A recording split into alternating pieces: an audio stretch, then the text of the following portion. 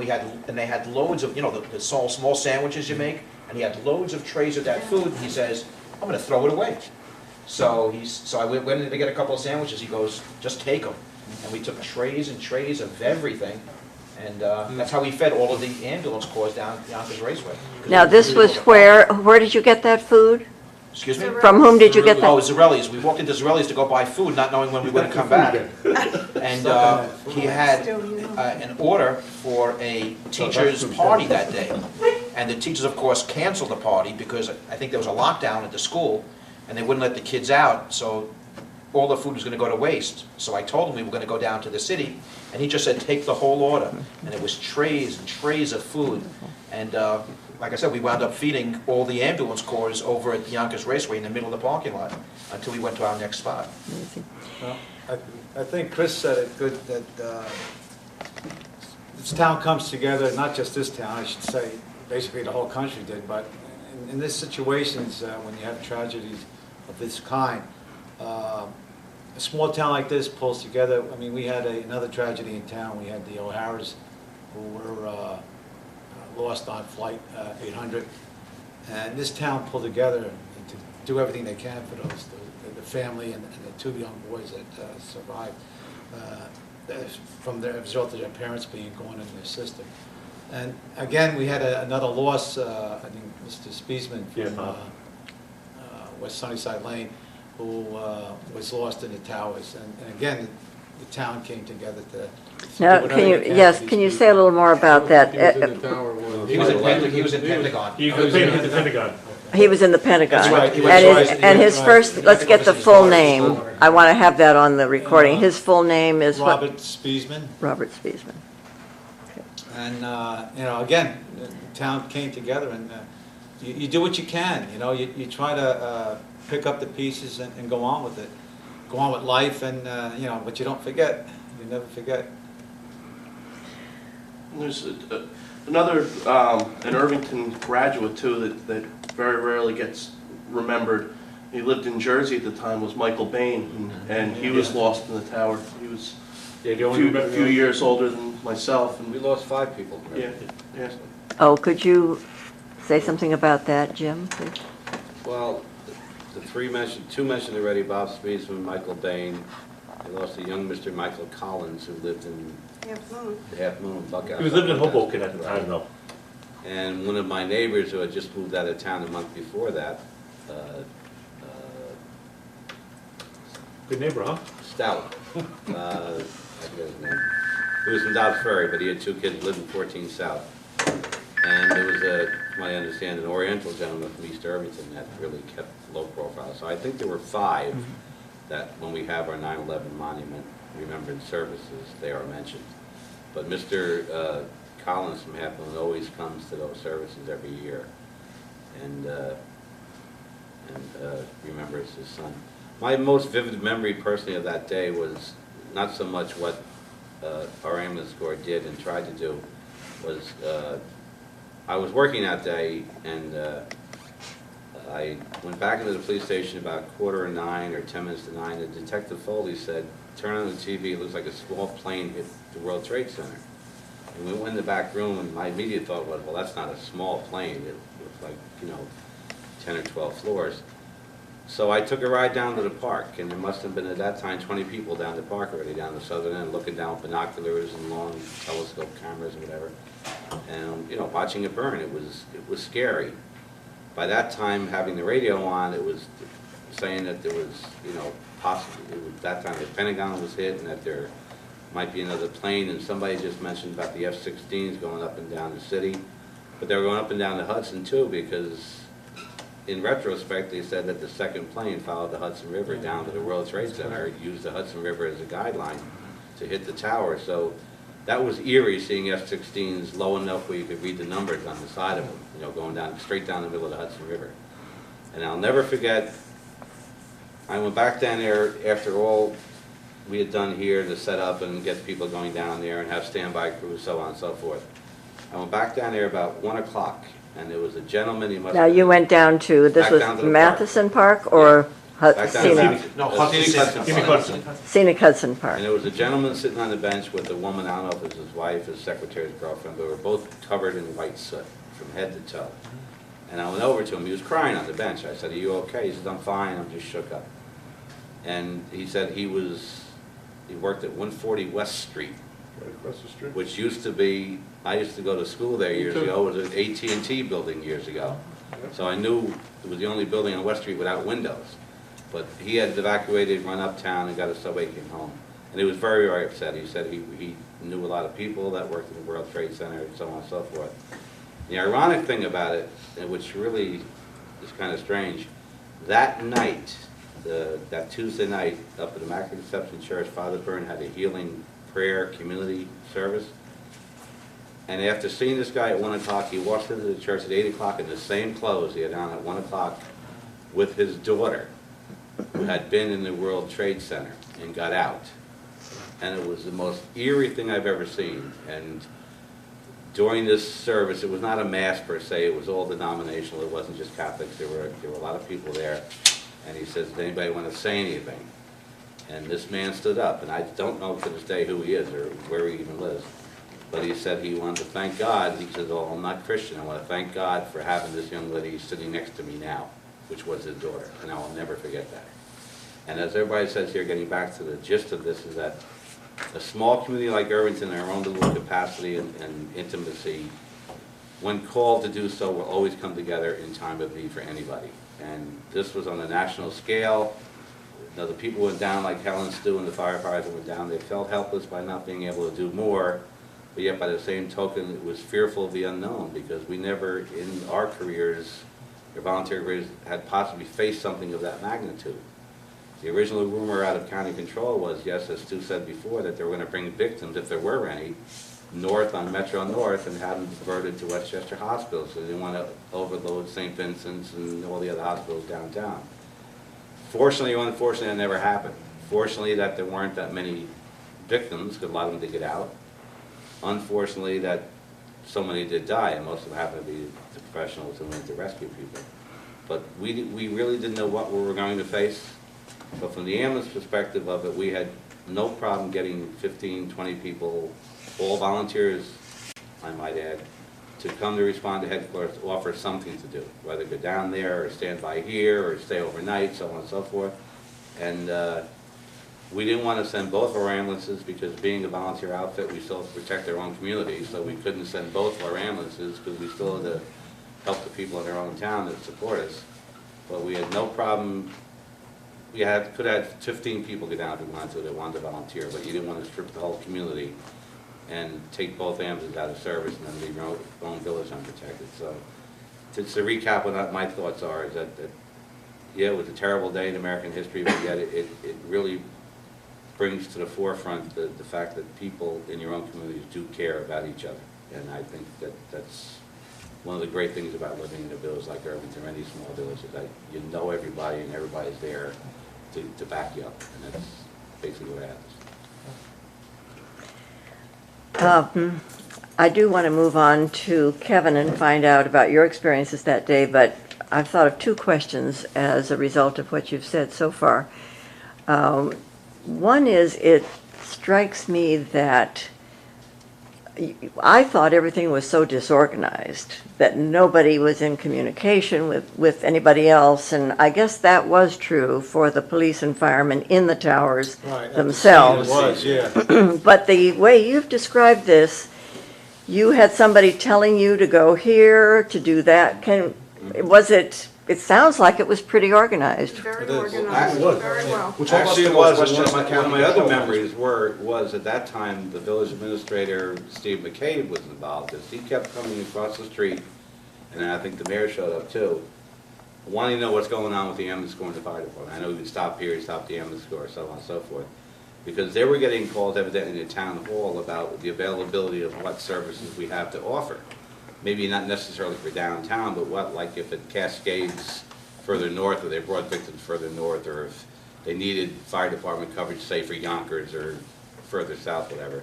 So the village was involved in communication with county control, which does all of our emergency dispatching for EMS and fire. So I think our communication was not a problem. Radio communications, say when they took the ambulances south of Yonkers, was really not that hot because we're out of, we're out of tower range for communication. But yet, once they got to the city for their staging area, I think it was more of a face-to-face verbal communication, what they expected you to do. Because they're not on And the person who took care of us then and told us what to do was a New York City fire. Right, and they're not on this, speak on radio community, they're not on the same frequencies as New York City police or fire, EMS, and the different frequencies that you try and talk to. The main top criticism of the World Trade Center was the internal communication between the, which they've known about for years, between the firefighters in the building, the command center, and the police outside. But our communication amongst ourselves throughout Westchester County and the villages and the towns was not a problem. For a scene that big, I tell you, I thought New York City had a very good command system going. They had, they knew exactly what they're doing. Maybe it came from Giuliani on down. The guy actually stepped up to the plate and took control right away. So like, this is all new. But what do you say, uncharted waters? There are mutual aid programs, or I shouldn't say programs, but plans, disaster plans, already pre-made up and set forth by each municipality. The county takes the lead as far as organizing all the villages to respond. And the city has, the 5 boroughs, which they already have a master plan already in place. And it's just a matter of putting it into effect, and that day it came together. I mean, you're always going to have problems, it's not a perfect plan. Things are going to go wrong, but for the most part, I'd say it went very well. So the county, your point of referral was the county, but the Correct. county was in touch with who in New York City? The mayor's office? I would or- say, the Office of Emergency Management down the city, or Emergency Services, which could be out of the mayor's office also. Okay. And it's just a matter of coordinating everybody at that point. The other question that I had has to do with health problems. Helen was smart enough to put a mask on. Did any of the rest of you put on masks? And most people that I saw anyway on Well, television we felt didn't. we were far enough away from it. I mean, you weren't right close to all of the smoke and the heavy smoke, so to speak. I mean, you could still smell the odors in the air. I mean, that the air was contaminated. But no, I don't think none of my guys did, and myself included. We just did, we put it this way: you were too consumed by what was going on. True. My question really had to do with whether some of you who were right down on the site have had any health problems, or did you have any coughing or congestion or anything from afterwards? that were the boat guys. The 2 guys on the boat, because they were right They were right there, they were digging through it and stuff like that. We were, 3 blocks away, but how far we were kept, up to the college of Manhattan, about 3 blocks away from it. Yeah, 3 or 4 blocks. Yeah, we didn't have any masks on, but like, where we were, the air seemed pretty, it seemed pretty clear, didn't it? Well, you had the wind out. The wind was going Yeah. out of the Yeah. north. It was blowing Yeah, out. I thought it was pretty good. I thought it still was. All things considered, it wasn't bad, but I mean, there still was plenty of dust around, and if you walked I remember walking down about a block, and there was plenty of dust and soot. It was, I don't even know it was like a snowstorm, but it was so powdery. It was Yeah, there was no glass. It was almost like what you would That was expect. one of the things we It was a noticed. glass building with no glass. There was nothing Yeah. bigger than dust when we were Yeah. there. Everything was white and dust, Everything was ground down. That's Yeah. why. and I can, Other than papers, there was Yeah, a lot there was of a a lot of paper, papers, you which tried was to very glass building, strange. you It was show some glass. Even- I regular saw no papers steel, from the we saw We offices. saw a lot of steel. I saw no computer equipment. You would figure, people have 50,000 No, people in this building. we saw that twisted metal sticking up out of it, the piece that was Yeah. hanging over was, It's basically what happened to it. What? It was melted or populated down to a fine dust. I wonder if the health problems also were for people who were there for weeks and weeks at a time. I would imagine. sure. so. I don't think any of us. I mean, except for maybe them who. the boat guys, they were saying like, next day they had cold and their noses were bothering them, their throats were bothering them. I think we were fortunate on how the weather was that day too. I mean, that was also kind of eerie the way the day unfolded, because I remember when I got off work, it was a crystal clear day. It was Pure beauty. It's not one of these days that you normally get, and all of a sudden it just turned to a disaster in minutes, in fact. And then during the next couple of days, the weather kind of stayed that way too. I mean, it could have been rain, it could have been cold, but it was just, It would have Odd been much time. worse if the wind was blowing Towards- from the south, blowing to the north. The one thing on that other, again, when that Whole building city. did fall, I think the wind changed right then and there. And again, you would know, because you were more down there when that building fell, is when you put the mask on, so I don't know which way the wind changed, or if it did, or if it was just because of the. It's well, probably how many stories came down and just the smoke went out that way. coming out. It went out in every direction at that point. You can't say that was a relatively small building compared to the other one. Well, There's still 50 yeah, stories. yeah. Right. 50 stories. It's, 50, Peanut 54. compared to the other two. Yeah, it's half the size, but you Yeah. know, And that was just reopened, as a matter of fact. yeah, that's right. They rebuilt it? Yeah. Kevin, I'd like to turn to you if I may, because you had an unusual experience. As a resident of Irvington, but a member of the New York City Police Department, you were on duty that day. Can you tell us about your experiences? Well, like I said before, I was home. I was due to go in that night, and the kids just went up to school. I figured it's a nice day. I can relax, and I usually left for work like around 5 o'clock. But when I called into work, they said, yeah, everybody stopped coming in and came to the firehouse. Was able to commandeer the fireboat.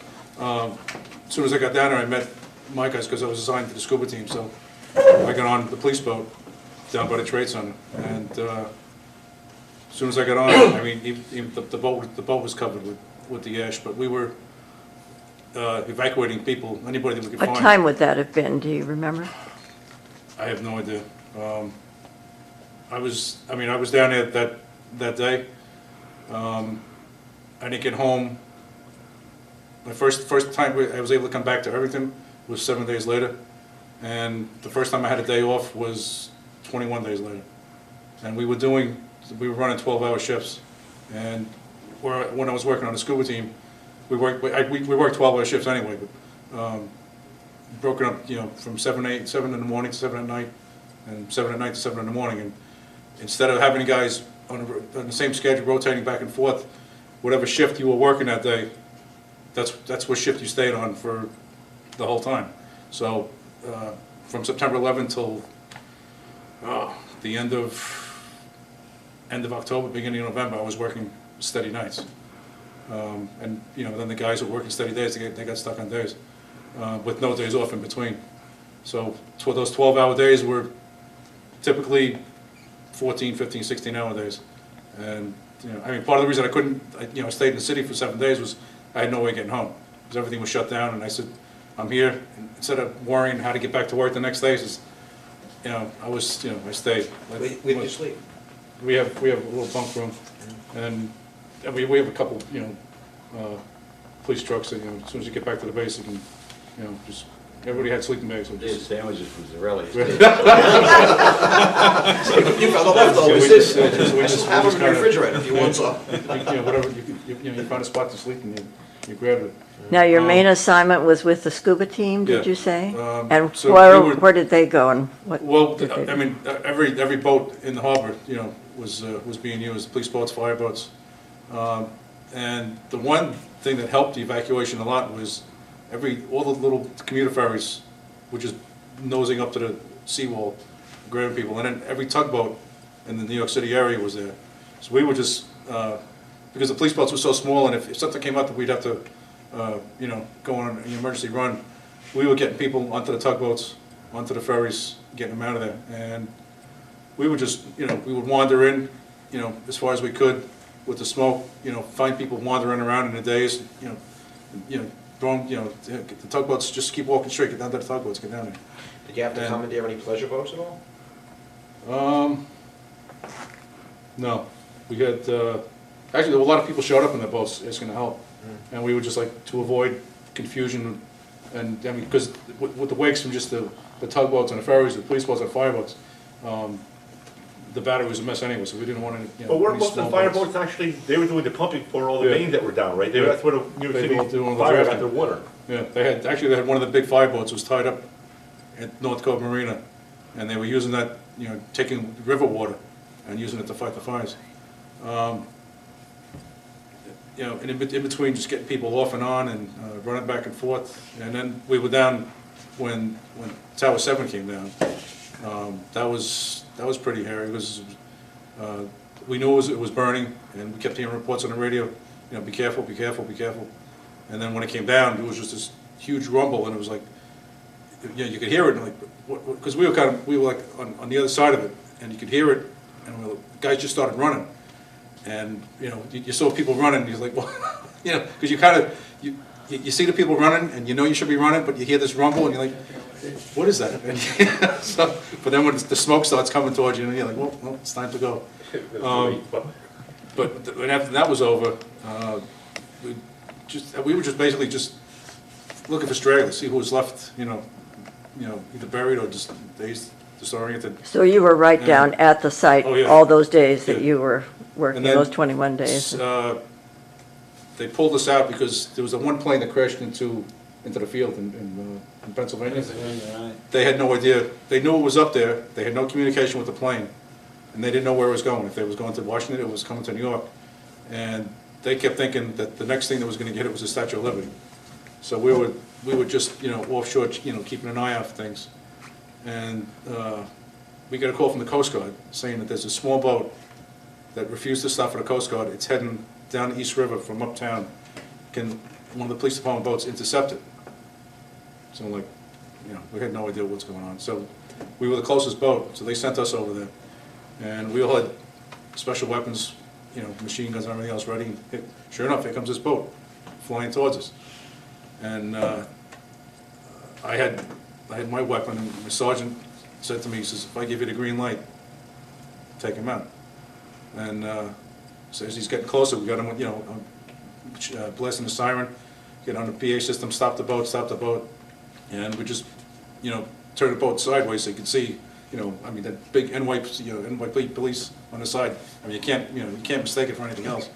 And the guy, you know, stopped, and it was a guy who's, I think he came from Connecticut, and his son or daughter was in the Trade Center, and called him and said, "Come and get me." And this guy went to the nearest marina and just grabbed whatever boat he could find, Really? and just came flying down from Connecticut. And Coast Guard, you know, they spotted him. They stop, that guy's like, "The hell with you, I'm going." And, but he stopped for us, and we were like, you know, You stopped for the guns. yeah, he stopped for the guns. But then we spent the rest of the day just, you know, shutting people back and forth. And one of the first thing that I remember about being down there was when we got most of the people out of there, we came back around the battery, and just south of North Cove Marina, right in front of Battery Park City, all on the promenade. It was desolate. Nobody was there, but there had to be, I'm guessing, 100, maybe 100, 200 baby carriers, just abandoned, just sitting there. You know, the people, you know, they grabbed the kids, and, you know, these are the people that got onto the ferries and onto the tugboats. But I wish I had a camera. That was the one thing I didn't have a camera that day. But I remember coming around the bend there, and here's all these hundreds and hundreds of baby carriages just sitting there with, you know, the toys still there, and it was just, you know, like somebody just, you know, come down and just took all the people out of there. Eerie. But then after that, we went back to the base, got cleaned up, fueled the boats, and we came back and we just started digging. We had, you know, the bucket brigades with cops, firemen, I mean, everybody. And I remember walking, what street is that? Liberty Street? I think it's Liberty Street. When we got off the boat in North Cove Marina, we walked into the site, and you know, they had given us helmets, and we had, you know, fancy masks and everything else. But I remember when I first walked in there, and I'm born and raised in Manhattan until we moved to, you know, to Irvington, and I'd been to the Trade Center hundreds of times. And I remember just walking down Liberty Street, and where did it go? I mean, he had two buildings, 110 stories each, and the pile of rubble was only maybe 60 feet. You know, that was my first reaction. Where did it all go? And there was nothing. The only thing that, like, you know, you have all the famous pictures of just the, you know, the shell of the building all around. And as we were, you know, walking around, we found a few victims. just like flat, just like you see in a cartoon, like Tom and Jerry cartoon, when somebody gets flattened. But it was really strange, because we'd pull up actually the one victim that me and my partner found was, if you go down West Street now, there's that they have that green, it's supposed to be like grass or something on the fences that, I don't know what it is, like astroturf or something. And this stuff was all over the place. We were walking on top and we picked one piece up, and there was a man and a woman underneath this stuff. So it was, those were the first victims that we found. And then we just spent the rest of the night on the bucket brigades. I mean, just lines and lines of guys, in the buckets with stuff. And then they hadn't recovered the black boxes yet, and that was like the big priority. And on the scuba team, we had used, well, actually we had gotten it from the Navy. It was a sonar gun. Actually, the first time we used it was on Flight 800. And they said when the black box is wet, it'll give off a signal. And I get somebody from the FAA or somebody came down and programmed our sonar guns, to pick up the signal from the black boxes. And they said the only way it'll give off a signal if if the black boxes are wet. So we went in wherever the fire department was directing streams of water, we would, go in and poke around and try to get a reading on it. And we did that for a long time. And I just remember being there at night. It was a little different than during the day. I guess you didn't have the crowds were a little smaller, and you didn't have the press wasn't around as much. But we were there from 8 o'clock at night until 5 or 6 in the morning. But I remember every time we went down there, all the nights that I spent down there, that you'd be down there digging, and all of a sudden you'd get a tap on the shoulder and say, "Kevin, come on, it's time to go." And you look at your watch and you're like, "I've been here for like 10 hours," and you seem like you just got there. It was like the whole ground zero was like a time warp. But as soon as you went past a certain point, the whole sense of time was lost, and you were just. I mean, we would. I don't know how many red. They had the red bags that we used for body parts, and you didn't find anything big. It was all. I mean, I found little, a couple bones. I don't know if they were finger bones or what they were. But then the hardest part is when you found something, you had to try to remember where you found it, because they had a whole thing set up where they were recording all the recoveries of body parts, and they would ask you, all right, like what quadrant did you find it? And you're like, I didn't know where the hell it was. But then they had this huge map, and they would say, all right, take a look at the map and see, try to figure out where you were. And they would catalog every little tiny little thing that you found. They would catalog, give it a number and the whole, and try to piece where these things were. And I remember a few times just finding meat. I mean, just that was all that was left of some people. And in order to distinguish it from all the other stuff that was on the ground, you had to actually, well, we called it the sniff test. You had to get down real close, take off your mask for a second, and smell it. And if, you get that dead body smell, so you knew what it was right away. And then you put it in a bag and try to, where am I, and run back to the command center and we got something else.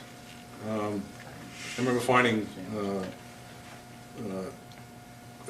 found a police radio. I found one strap, which if I wasn't a volunteer fireman, I wouldn't know what it was, but I found it was one of the guy's Scott packs. And I mean, all kinds of stuff. It was just amazing. But one of the guys said before about there was nothing left. I mean, that was a big thing. We were all wandering around like there's no. I didn't see one chair, one desk, one telephone, computer, nothing. Everything was this fine powder. Well, when we were poking around, it was hot, like I wouldn't say lava, but like hot mud. And I remember walking around, and you could actually feel the heat coming through your feet, through your shoes, and just wandering around, seeing holes with smoke coming out. And there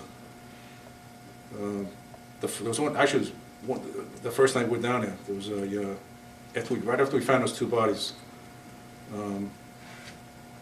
I was walking, my partner were walking, and the fireman stopped. He says, watch your step. So, and I look, and I see he's just like piping, and you know, I just said that fireman. I says, what the hell is that?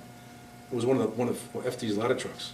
I mean, you couldn't even tell what the hell. All it was just like this tangled piece of metal. And I remember, actually, we were there when they started pulling out the some of the steel girders from the ground, and a couple of them actually were still red hot and dripping from the fires that were still burning down below. I mean, that thing burned for, was it 2 months or whatever it was? It was a long time.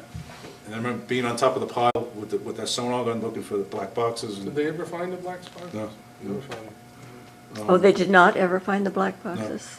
But I mean, I Realize just that. remember the heat and the steam, and be wandering around, and you'd be with the firemen would we tell them what we were doing, and they direct a stream of water somewhere, and we go down and poke around, and it was quite interesting. Well, thank you for sharing that with us.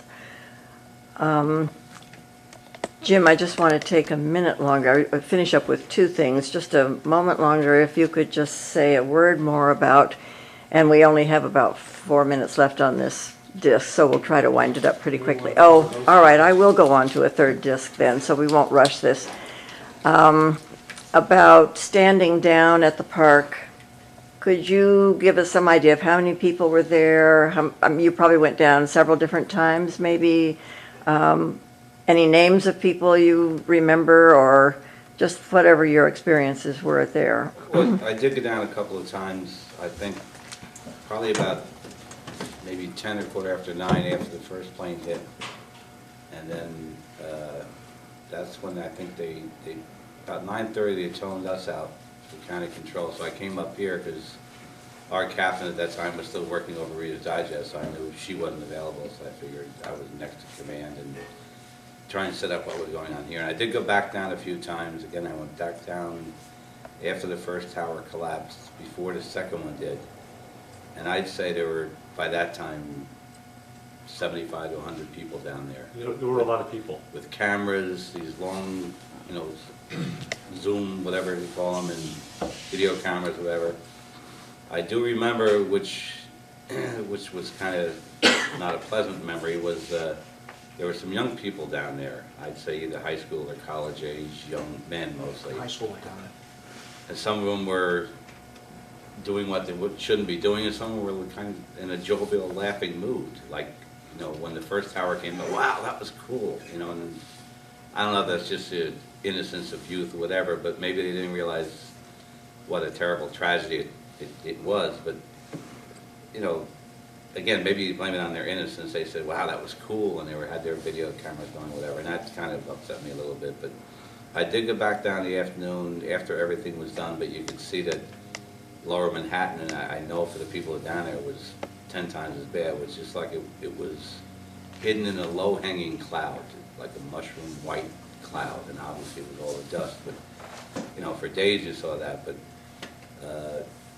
I went back down there that night because we pretty much stood by between here and the Ambulance Corps most of the night. And again, being such a beautiful day, it was also such a beautiful night too. It was crystal clear, and you could see the I'm